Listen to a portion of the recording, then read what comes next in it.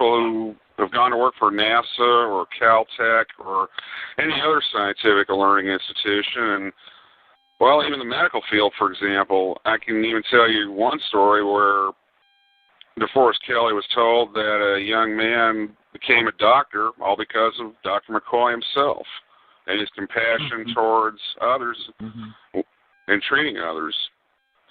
And I think I remember maybe a few episodes of the original Star Trek where, you know, they would go into the sick bay and it was like, you know, automatic arms were coming over and, you know, shooting down and healing wounds and stuff. And we're getting to that point now with our medical technology. Exactly. As a matter of fact, I would like to point out that the diagnostic medical beds that were shown in the original series, the United States military has conducted a field study into such medical devices for curing people and monitoring their life signs in general. They're either making the machines or they have made the machines that are going to be basically doing brain surgery. Because it can be set, you know, so precisely and everything. And of course, if you think of that in your mind, if you see it in your mind, you go right back to Star Trek, you know, because they were capable of that type of, you know, medical attention. Absolutely, absolutely. Even right down to the hypo spray itself that Dr. McCoy had used. There have been studies that have looked into the use of such hypo sprays becoming a reality. And I guess when you get right down to it, we owe a lot of the ideas of such technology to the original Star Trek. We owe a great deal to that. Yeah. And another aspect of life imitating art, of course, the space shuttle program itself, at least partly inspired by Trek, and the first shuttle, of course, being the Enterprise. And all of the original actors, as you'll recall, were there when the Enterprise was brought out at the ceremony. Back in 1976, when Leonard Nimoy, DeForest Kelley, James Doohan, and all the rest, except for Bill Shatner, he was not there for reasons I don't recall, but they were there when the Space Shuttle Enterprise was unveiled at Edwards during a ceremony.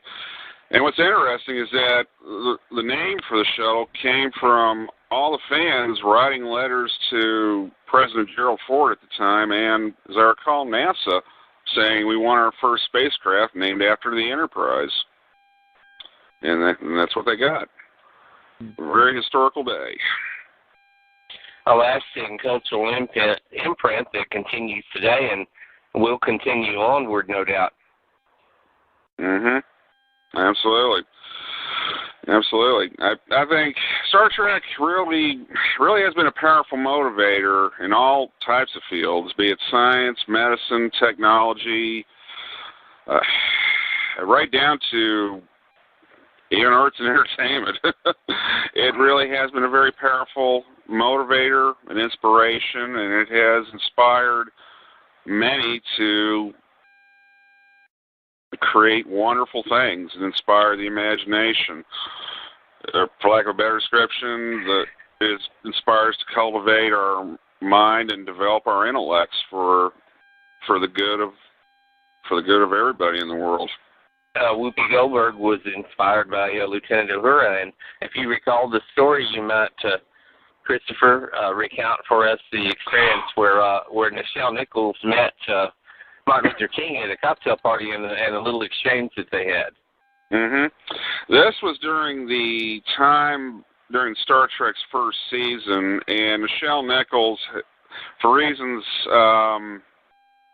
will probably be only known to her, she was contemplating leaving Star Trek, and she met Dr. Martin Luther King Jr. at a social function, and as it turns out, somebody introduced Dr. King to NICHELLE, and Dr. King told NICHELLE, he said, we can't thank you enough for representing us on the show. It's really wonderful. And NICHELLE was very flattered, and she did confess, though, that she had thought about leaving the show, and Dr. King said, no, you cannot leave. You cannot. What you've done today has been an inspiration for many and a stepping stone for all of us. in our fight for civil rights. You become a role model. I've heard that story, or I read about it. Mhm. And because of that, she stayed on the show, and she later confessed to Gene Roddenberry that whole story. And Gene Roddenberry started crying, and he said, "Thank God somebody knows what I'm trying to do here and understands it." And hence, that's why Star Trek has been so successful. The morality tales. It's essentially a science fiction morality tale. And was it Shatner and Nichelle that had the first black-white online or on television kiss? Yeah, I believe it was, yes. Back in 1968. Yeah, that was a very moving episode. Very moving. Very, I don't know. It was just stunning. It was real stunning. Of course, I was a kid. It really truly was. It was history in the making for network television at the time, breaking down that one boundary. And even though Plato's Stepchildren, the name of the episode where that occurred, it was controversial on some other levels. It really changed the way television was made and done forever. And it set a whole new standard. And the people behind the episode, as well as Roddenberry himself, they're to be commended for taking that next step and taking such a huge risk. Because the political social climate, as we all know, in the late 60s was very, unfortunately, very turbulent. Yeah, very unstable. Kind of like today. Oh, yeah. Many were wondering back in the 60s if they were going to live to see 30 or even beyond that with the way things were going. But it certainly changed a lot of things at that time. Hey, caller on the line from California. Good evening, California. Hi, good evening. How you doing? Hello there. Doing great. Do you have a question or a comment for Christopher Dalton? We're discussing Star Trek. Star Trek. Yes, the aliens. Like Star Trek is based on, is it based like the Lost Bible? Like how they look, like the Book of Enoch. Like when you watch Star Trek and the Book of Enoch describes how some of the aliens look. They were pale. They had white golden hair. White golden hair. White golden hair. Yeah. The Book of Enoch describes certain types of movies, even some from Star Trek. Mhm. White golden. Are you trying to figure out what? I'm not starting to understand your question, ma'am. Can you repeat it again? Yes. Go ahead and clarify that question if you would for us, caller. Hello. Yeah, I think she hung up. Maybe we lost her. Yeah. It sounded like it would have been an interesting question. I also had some difficulty understanding it. I think she was talking about color or hue. I don't know if she was talking about. Can you hear me? Can you hear me now? Hello? I said yes. It's proven scientific that everything that related to the Lost Bible, they bring it into movies. That's all I'm just saying. I just want to know if it's true or not because, like, when you go into the Lost Bible, they describe all these aliens, these gods, or who was here, how they look, and then they put it into the scientific movies, even Star Trek, to describe what they look like in the Bible or before a time when they was here on Earth, because they live upon us on Earth, and people just don't realize that. Uh-huh. I think many writers of Star Trek. Because Harvard University, they talk about it. Even Berkeley talk about it, how aliens live on Earth. I think I understand what you're trying to describe, ma'am. Yeah. That's a good question. Rich, what do you think? It's based on that. I think that writers are many times inspired by many sources, and I think there's been a long-standing belief, at least during the past century, that we have been visited perhaps by extraterrestrials, and who knows? You know, the way our government covers up things, who knows about Area 51? It's quite possible that they know things, that there has been contact with other alien cultures, and that there are advanced races out there. And Roddenberry saw that, and Star Trek is all about us reaching out. New life, new civilizations, and that's what the whole theme of Star Trek is to embrace the universe. So if there are others here, I hope that they mean well. If in fact we have been visited, you know, and I hope that if our government ever does come clean about alien contact, that it will be of a peaceful and cordial nature, and we can definitely be optimistic and hopeful the way Gene Roddenberry was. Absolutely.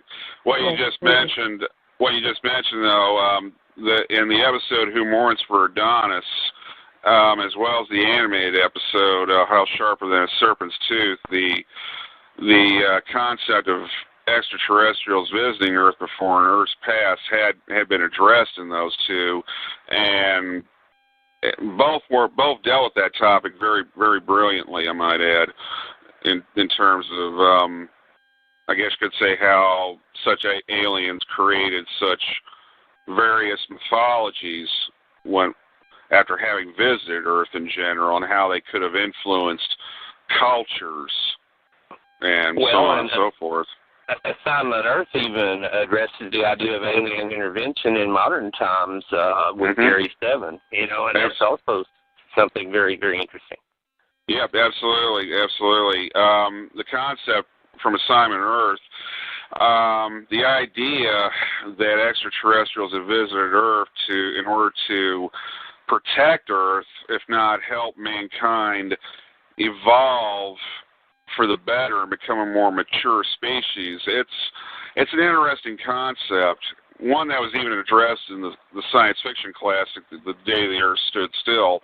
Assignment Earth drew a lot from that film, and the results were quite brilliant. I mean, who's to say whether or not aliens are here on Earth or have visited Earth and have tried to prevent mankind from destroying itself and tried to have it evolve into something better and nobler than it ever was. It's an intriguing concept, one that's very, very fascinating, no pun intended.